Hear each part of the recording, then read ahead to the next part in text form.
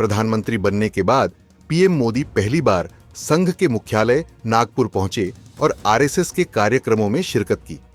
PM Modi doctor Hedgewar स्मृति मंदिर गए और आरएसएस के संस्थापक डॉक्टर हेडगेवार और माधव सदाशिव गोलवलकर की समाधि पर श्रद्धांजलि दी। पीएम मोदी ने नागपुर में दीक्षा भूमि का भी दौरा किया। ये वही जगह है जहां डॉक्टर बी.आर. अम्बेडकर और उनके अनुयायियों ने बौद्ध धर्म अपनाया था। यहां मोदी ने महात्मा बुद्ध की भी पूजा की। संघ के कार्यक्रम में पीएम मोदी ने संघ प्रमुख मोहन भागवत के साथ मंच साझा किया। मंच पर केंद्रीय मंत्री नितिन गडकरी और महाराष्ट्र के सीएम देवेंद्र फडणवीस भी मौजूद रहे। दरअसल पीएम मोदी के इस दौरे को इसलिए बेहद अहम माना जा रहा है क्योंकि बीते दिनों बीजेपी के केंद्रीय नेतृत्व और संघ के बीच अंदरूनी खींचतान की खबरें सामने आई थीं। हालांकि दोनों तरफ से इस पर खुलकर कुछ नहीं बोला गया, लेकिन कई बार चुनावों के आगे पीछे ऐसी खबरें आती रहीं। इस अंदरूनी खींचतान की वजह माना जा रहा था बीजेपी अध्यक्ष जेपी नड्डा का एक बयान। मई 2024 की बात है। इंडियन एक्सप्रेस के साथ एक इंटरव्यू में जेपी नड्डा ने वाजपेयी आडवाणी के दौर में बीजेपी और संघ के संबंधों से जुड़े एक सवाल के जवाब में बोल दिया था, शुरू में हम कमजोर थे, आरएसएस की जरूरत पड़ती थी। आज हम बड़े हो गए हैं और हम सक्षम हैं, इसलिए बीजेपी खुद चलती है, यही अंतर है। लेकिन मोदी का जवाब राजनीतिक तौर पर काफी दुरुस्त रहा। जब ये पूछा गया कि बीजेपी लगातार चुनाव कैसे जीत रही है, तो मोदी ने इसे अपने संगठन के काम के अनुभव, चुनाव प्रबंधन और कैंपेन की रणनीति से जोड़कर पेश किया। इसके बाद भी ऐसी खबरें चलती रहीं कि संघ और बीजेपी के बीच अंदरूनी तौर पर सब कुछ ठीक नहीं चल रहा। दिल्ली चुनाव में जीत के बाद भी जब सीएम तय होना था तो कहा गया कि यहां भी संघ की ही चली।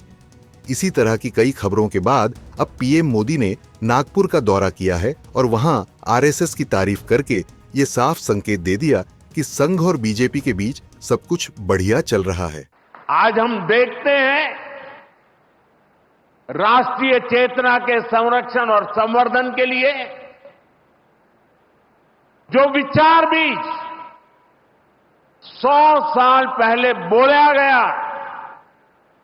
वो महान वटवृक्ष के रूप में आज दुनिया के सामने है। सिद्धांत और आदर्श इस वटवृक्ष को ऊंचाई देते हैं। लाखों करोड़ों स्वयंसेवक इसकी टहनी, ये कोई साधारण वटवृक्ष नहीं, राष्ट्रीय स्वयंसेवक संघ भारत की अमर संस्कृति का आधुनिक अक्षय वट है। ये अक्षय वट आज भारतीय संस्कृति को, हमारे राष्ट्र की चेतना को निरंतर ऊर्जावान बना रहा है। मोदी सितंबर 2012 में आरएसएस मुख्यालय आए थे जब वे गुजरात के सीएम थे। जुलाई 2013 में भी उन्होंने एक बैठक के लिए आरएसएस के मुख्यालय का दौरा किया था। 2014 के लोकसभा चुनाव में बीजेपी को अपने दम पर बहुमत मिलने और नरेंद्र मोदी के पहली बार पीएम बनने के बाद संघ प्रमुख भागवत ने दिल्ली में उनसे मुलाकात की थी। पिछले साल जनवरी में अयोध्या में राम मंदिर के उद्घाटन समारोह में भी मोदी और भागवत ने मंच साझा किया था। संघ के हेडक्वार्टर जाने वाले मोदी पहले सीटिंग पीएम बन गए हैं। अटल बिहारी वाजपेयी 2007 में गोलवलकर शताब्दी समारोह में हिस्सा लेने के दौरान संघ मुख्यालय आए थे, लेकिन तब वह प्रधानमंत्री के पद पर नहीं थे। 2024 के लोकसभा चुनाव में बीजेपी को उम्मीद के मुताबिक सीटें नहीं मिलने पर यह माना गया था कि संघ के साथ दूरी बनाने की वजह से पार्टी को नुकसान हुआ है, लेकिन पिछले कुछ महीनों में इस दूरी को खत्म करने की कोशिश बीजेपी ने जरूर की है। पीएम मोदी का यह दौरा ऐसे समय पर हुआ है जब जल्दी ही बीजेपी को नया अध्यक्ष मिलने वाला है और सब लोग ये भी जानते हैं कि संघ की हरी झंडी के बगैर बीजेपी अध्यक्ष कोई नहीं बन सकता।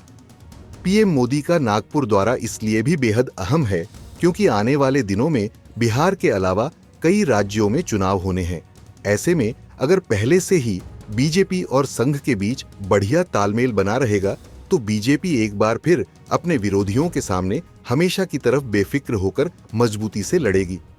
हिंदू नववर्ष के मौके पर इस तरह पीएम मोदी ने एक साथ एक तीर से कई निशाने साध लिए। ब्यूरो रिपोर्ट न्यूज तक